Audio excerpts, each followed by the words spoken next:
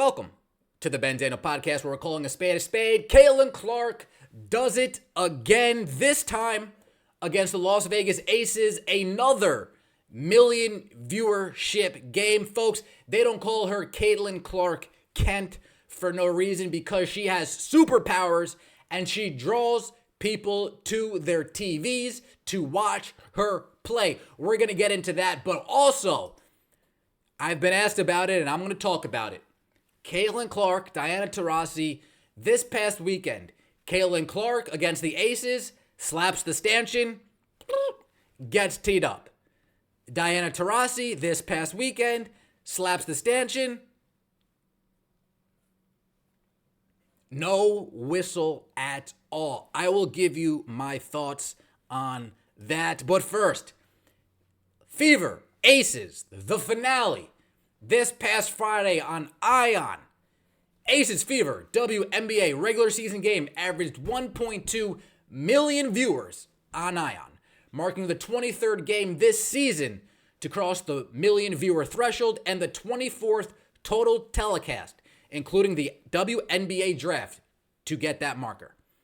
Now, folks, 24 total telecasts, including the WNBA draft, 23 games this season. Folks, prior to this year, since 2008, there has been zero, count them, zero WNBA games that hit the million viewer threshold.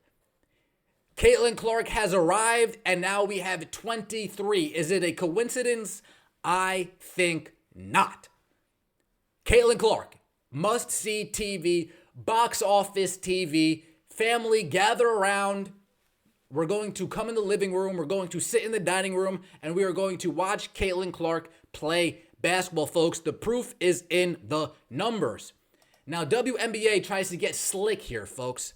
Figures include the Mystics Dream, Storm Wings, and Sky Lynx games that aired concurrently in their respective home markets.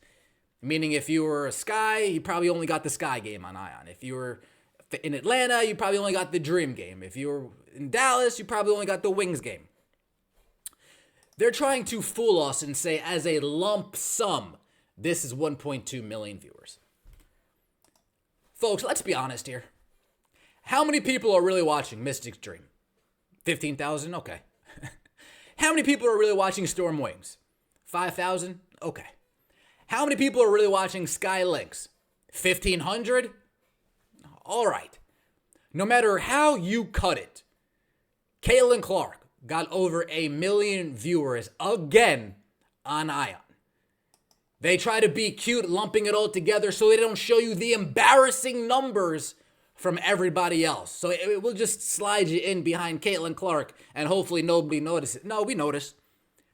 We notice, and it's pretty pathetic because we all know that those viewerships in the toilet. We all know that those games, respectively, not even their home market cares about them. Their home market is busy on League Pass trying to get the Fever game. Their home market is busy on YouTube TV trying to get the Fever game. Their home market is busy on Fubo TV trying to get the Fever game. Their home market is Amazon Prime. You guessed it, trying to get the Fever game. So please, WNBA, don't try to make it all cutesy. We know. Nobody wants to watch the other teams. Caitlin Clark, 1.2 million viewers on Ion. Caitlin Clark played in all but 3 of the million view windows this season, totaling 19 with the Fever, plus the All-Star game and the draft, in which she was the number 1 overall pick. Out of the 34 Nielsen-rated windows to feature Caitlin Clark, 19 of them have eclipsed million view ratings. Meaning more than half of Caitlin Clark's appearances on TV, not national TV, TV period, have topped the million view mark. Folks, in the last 15 years, there's been 0 million viewed games. Caitlin Clark comes in and already has 19 million view games to herself. There's Caitlin Clark, and there's everybody else.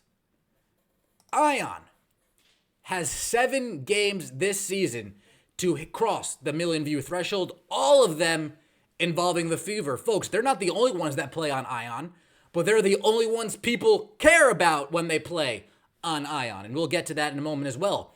Of the WNBA broadcasters, only ESPN topped the million mark on more occasions this season, 8 on ESPN and 9 if we're talking about Caitlin Clark's debut on ESPN2. A debut in which people want to downplay because she had 10 turnovers, but forget that she dropped 20 points on Dejanay Carrot Top's headpiece. People who think is the best perimeter defender in the league, Caitlin Clark came in as a rookie, took it all over her. It is what it is. You can't stop this rookie from guarding 20 points in her debut? But she has to... You can't stop this rookie from getting 20 points in her WNBA debut? Step it up, please. Please, step it up. The telecast was almost certainly the last of the regular season to hit the million view mark because the last game that Caitlin Clark will be playing in this season is on Amazon Prime, and Amazon Prime isn't Nielsen rated. For those of you who don't know, the company that actually releases all these ratings is called Nielsen. Nielsen monitors everybody's home that has cable, and they say, okay, this is how many people tuned in during this window. This is how many people tuned in during that window. And a lot of these streaming services aren't Nielsen rated. So the Amazon Prime games aren't Nielsen rated. So all those Chicago Sky games that nobody tuned into on Amazon Prime, we're never going to know that nobody tuned into them because they're not Nielsen rated. So the last potential million viewed game would be Sunday's game against the Dallas Wings. And the closest Caitlin Clark has come to a million viewers on NBA TV is 678,000, a game that featured the Las Vegas Aces earlier last week. 652,000, a game that featured the Wings about 2 weeks ago. 617,000, a game that featured the Atlanta Dream. Caitlin Clark is inching ever so closely to that million viewed threshold, but she went head to head against the NFL. So if we get another 600,000+ on NBA TV at a 3 o'clock Fever Wings game, folks, that's going to be a win within itself. Now, even though the Las Vegas Aces and the Fever got 1.2 million, it is still less than what Caitlin Clark drew against the Minnesota Lynx on Ion a week prior. Folks, think of that. 10 days ago, Friday against Ion, on Ion against the Lynx, going head-to-head against the NFL, that game drew more than the Las Vegas Aces versus the Fever. What does that tell you about the Las Vegas Aces? Exactly. It tells you nothing about the Las Vegas Aces. Nothing that we already didn't know. Nobody cares about the Las Vegas Aces, except for Las Vegas Aces fans and the 46,000 old WNBA fans who have been oblivious to this shit show of a league. Folks, the Lynx are more must-see than the Aces. People tuned in, saw Asia Wilson, was like, People tuned in, saw Kelsey Plum, and was like, SmackDown. Let me put on WWE SmackDown instead of this Folks, let me put on SmackDown instead of this. People tuned in against the Lynx and saw Nafisa Collier and said, that girl's got some game. That girl's got some game. I'll stick around for that. It just is what it is, folks. Don't shoot me. I'm just the messenger. I am just the messenger. Now, after the Las Vegas Aces and the Phoenix and the Indiana Fever on Friday, the Phoenix Mercury went head-to-head against the Connecticut Sun, a fully national game.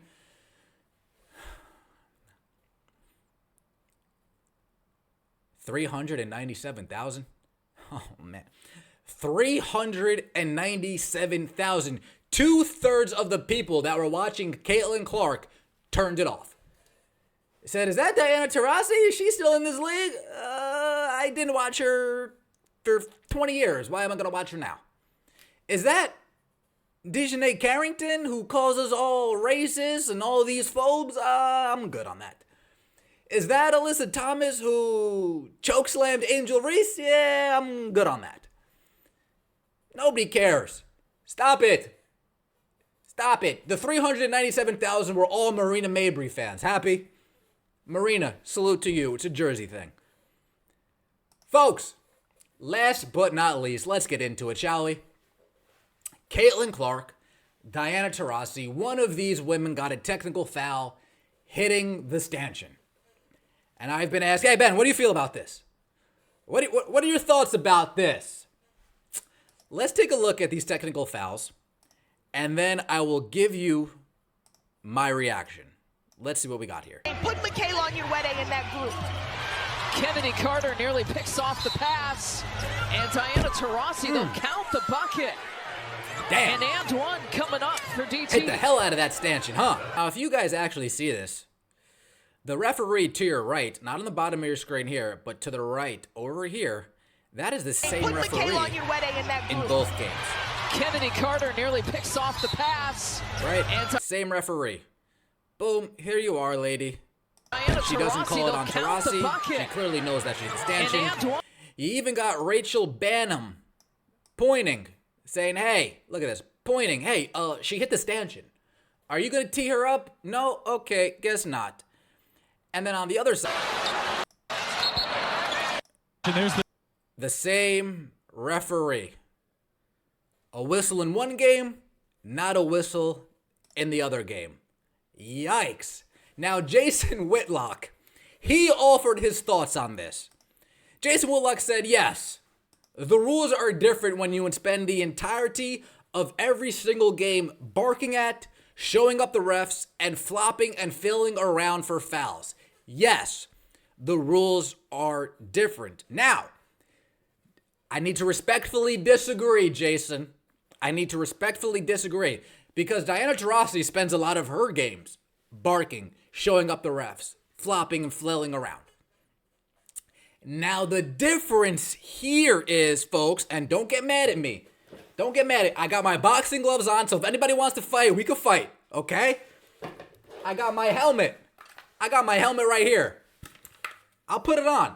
If you guys start throwing wrenches and hammers and screwdrivers at me, I will put this on. So please don't do that, all right? And then I got my paddle board here. So if you guys start throwing some tomatoes, I'm gonna smack those tomatoes out of my way. I don't want anybody to throw screwdrivers at me. I don't want anybody to throw a hammer at me. No wrenches, no tomatoes, no vegetables, no fruit, no pieces of cabbage. I don't want none of it.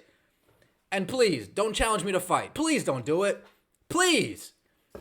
But here is the difference. I have watched a lot of basketball in my day. I've watched a lot of basketball in my day. Just sounded really old there. I don't know. I don't know if you guys got that vibe too, right? It's like, Ben, how old are you? I've watched a lot of basketball in my day, folks. Is that fair, right? That Caitlin Clark hits the stanchion, gets a technical, and Diana Taurasi hits the stanchion, doesn't get it. No, it's not fair. But we already knew that, right? We know it's not fair, right? Should Diana Taurasi have gotten a technical? Yes, she should have. Are we okay here? Are we still good, folks? Are we still good? All right. I will put this on. I will put this on. Trust me. Now, the difference between what I'm saying and what Whitlock is saying, I think this is just a veteran whistle. I don't like it, but I can see it for what it is. This is a veteran player getting a veteran call. One more time, folks. This is a veteran. Who threw that? Was that you? Was that you? Okay. So one of you guys threw that. I don't know who it was, but one of you guys threw that. This is a veteran player who's been in this league 20 years. Of course, she is going to get benefit of the doubt whistles, right? When it comes to flagrant fouls, referees, call the flagrants. If Caitlin Clark gets smacked in the face, call it. Don't play this favoritism. Don't play this see no evil, hear no. Don't play this. When she gets hand checked all up and down the court, call the damn foul, right? But I've seen LeBron James. I've seen Steph Curry. I've seen Michael Jordan. I've seen Kobe Bryant. All of them, 10 plus years in the NBA, go crazy at officials and not get a technical foul. I've seen veterans in the NBA, star veterans, LeBron, Kobe, Jordan, Steph. Even Draymond pushes the boundaries.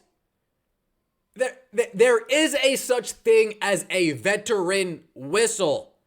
Now, I guarantee you, 3 years from now, Caitlin Clark is going to be slapping stanchions and she's not going to get teed up for that.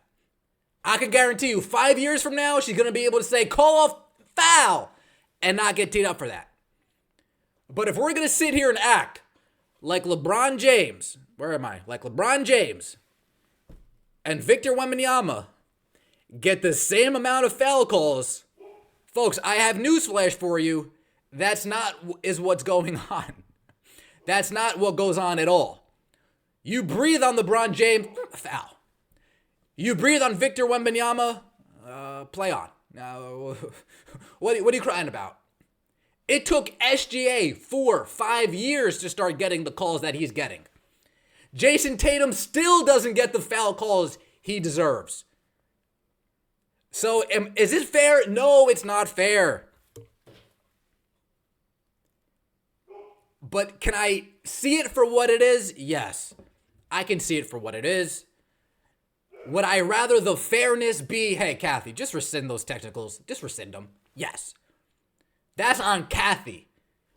But we've seen plenty referees say, I'm going to call, this player can get away with a little bit more. They've earned that respect. They've earned that right to kind of push the boundaries a little bit. Folks, it is what it is.